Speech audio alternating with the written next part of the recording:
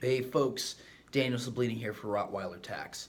So, I did a video a while back on one of the bigger tax planning blunders that I see, which is people using S corps illegally, and that's a whole other video. You can go watch that if you want. But I want to hit on another blunder today because this week I spoke to a gentleman who, pretty cool guy, and he brought up an interesting thought for us. So, the other really common blunder I see people make, besides using an S corp illegally, is over deducting on vehicle expenses. So, what do I mean by that?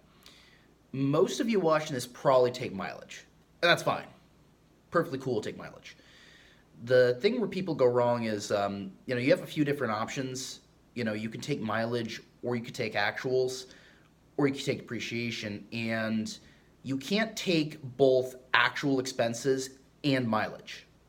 You can only take one or the other. So the blunder that I see people making, and this is deduction specific, I don't talk a lot about deductions because it's such a tip of the iceberg, but this is a mistake that people make that I really encourage you not to make because it's against the rules.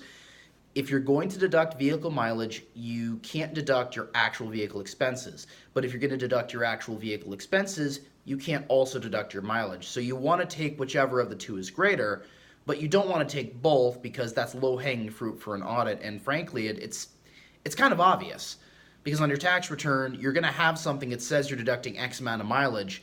If the P&L, on your Schedule C or otherwise has, vehicle expenses that are also being taken as a deduction, well, that's blatantly obvious that you're taking both and you can't do that. So that's another big blunder people make. So if you're doing that now, don't do that.